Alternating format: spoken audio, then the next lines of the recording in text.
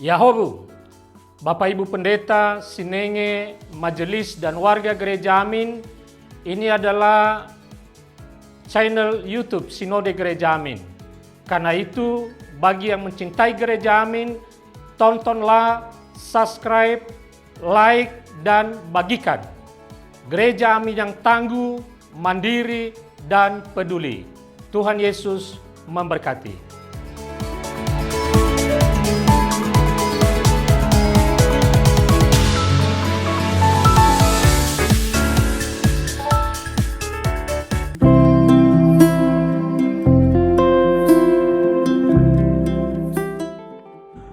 Hai Sobat Teens, senang sekali rasanya kita kembali berjumpa dalam acara Teens for Christ. Nah, teman-teman, hari ini kita bersama-sama mau menyimak renungan yang ditulis oleh Pendeta Agetha Putri Awijaya dengan judul Si Paling Paham.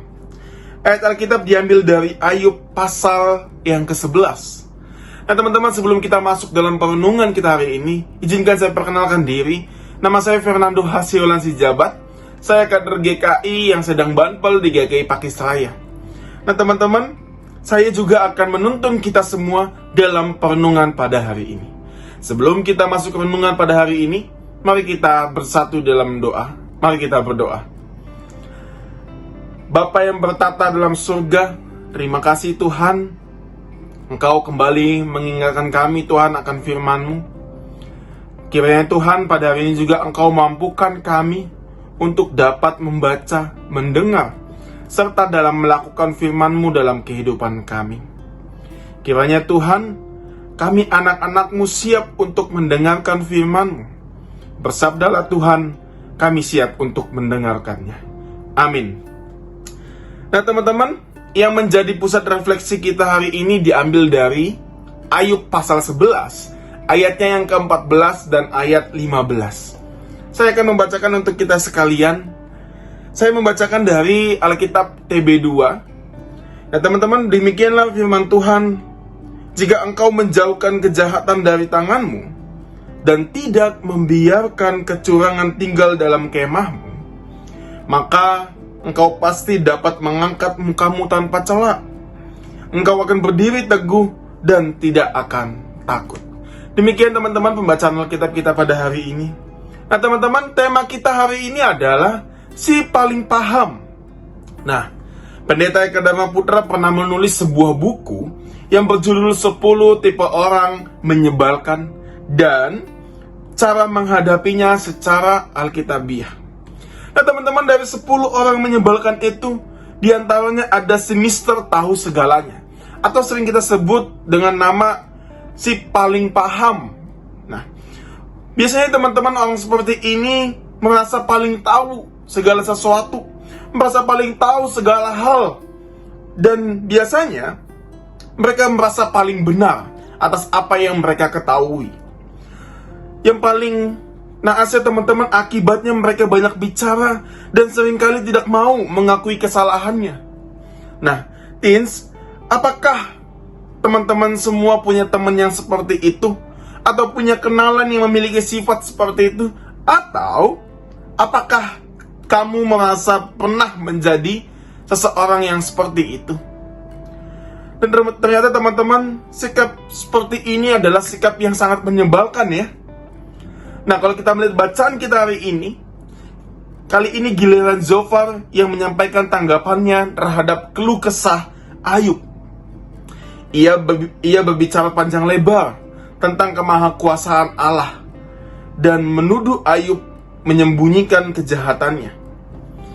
Ia meminta Ayub untuk merendahkan hati dan mengaku bahwa dirinya pernah berbuat jahat, sebab menurutnya teman-teman, Ayub pasti menderita karena kesalahannya. Nah teens, pasti rasanya tidak nyaman ketika kita punya teman yang bersikap seolah-olah dia mengetahui segalanya. Mungkin kita jadi enggan untuk ngobrol dengan orang tersebut. Mungkin kita enggan untuk ngobrol terlalu lama karena kita tahu bahwa dia akan mendominasi percakapan dan membuat kita bosan ketika kita bercakap dengan orang tersebut. Nah teman-teman, saat kita berada dalam masalah atau butuh dihibur, mungkin kita juga tidak akan mendatanginya, karena kita berpikir ia akan menggurui kita, bukan memberikan solusi.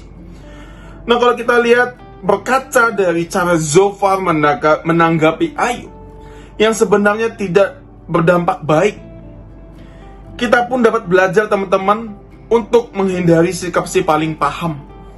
Mengetahui banyak hal itu tentu baik, terlebih apalagi informasi itu dapat digunakan untuk membantu orang lain. Nah, namun teman-teman, jangan sampai informasi yang kita miliki ini membuat kita merasa tahu segalanya.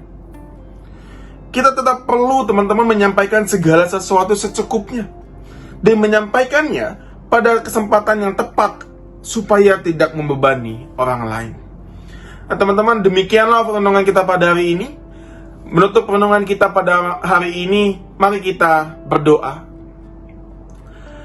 Ya Tuhan, terima kasih atas sapaan firman-Mu pada hari ini. Kiranya Tuhan, kami menjadi anak-anak-Mu yang mengerti akan firman-Mu pada hari ini dan melakukannya dalam kehidupan kami, ya Tuhan. Ya Tuhan, tuntun kami menjadi orang-orang yang tidak hanya paham, tetapi juga kami mengerti bagaimana menjadi orang-orang yang paham dan menyampaikannya dengan hal-hal yang positif, hal-hal yang dapat diterima oleh banyak orang. Dan kemudian Tuhan, tuntunlah kami dalam kehidupan kami Tuhan, menjalankan firman-Mu setiap harinya. Kiranya Tuhan, kami serahkan seluruh ini dalam tangan pengasihan-Mu saja. Inilah doa kami yang kami panjatkan dalam nama Yesus Kristus, kami berdoa dan mengucap syukur. Amin. Nah, demikian teman-teman teens renungan kita hari ini. Jangan lupa untuk subscribe, like, dan bagikan video ini kepada teman-teman yang lainnya, supaya mereka juga merasakan sukacita Tuhan di dalam kehidupan mereka. Kiranya Tuhan Yesus memberkati kita sekalian. Amin.